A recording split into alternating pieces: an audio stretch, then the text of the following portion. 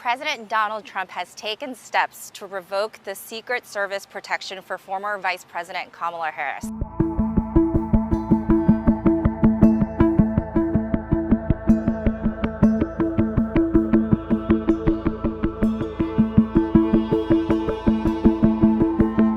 What happened is that former President Joe Biden actually quietly extended Vice President Harris's security detail beyond the typical 6 months that former presidents gave. We didn't get a reason for it, but the AP is told that Kamala Harris personally asked President Biden for this protection. So this protection, the Secret Service detail, was supposed to expire sometime next summer, but President Donald Trump took steps to revoke that protection, and now this will end next Monday, September 1st. It's a little cold outside, but you're getting used to the cold.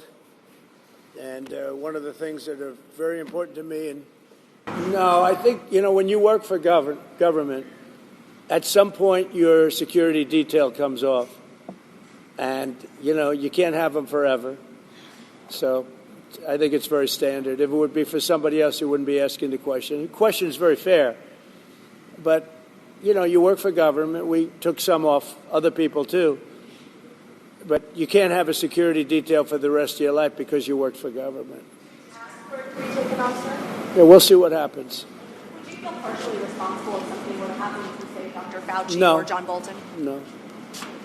This isn't the first time that President Donald Trump has revoked the Secret Service protections of people, particularly those seem to be political enemies. We're thinking of former National Security Advisor John Bolton, who was in his first term but now has turned into a prominent Trump critic. He got his protection revoked earlier this year, as did the adult children of former President Joe Biden. That's Hunter and Ashley Biden. President Trump actually talked about those revocations, saying those children did not need 13, 18 Secret Service agents traveling around them.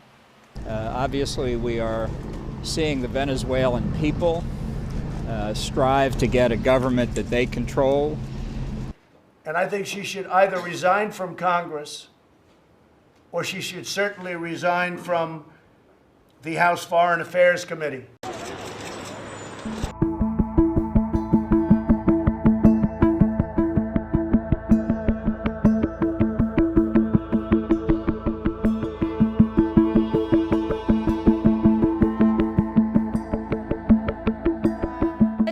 This is really significant. I'm told by a White House official that this came up in a standard threat intelligence assessment. There was nothing in a recent assessment that showed the need, in this administration's view, to continue former Vice President Kamala Harris's security detail. However, she is releasing a memoir next month. That book, called 107 Days, is named after her historically short presidential campaign. That book is being released on September 23rd, and she is launching a book tour that next day. That book tour will take her to 15 stops, including at least 2 stops abroad. Hard work is good work. Hard work is joyful work. And make no mistake, we will win. We will win. We don't yet know what is going to happen to the kind of security details that Harris may want and or may need. But we know that Los Angeles Mayor Karen Bass, now former Vice President Harris, lives in the Los Angeles area. She said she is ready to work with California Governor Gavin Newsom to make the security that security happen for the former vice president.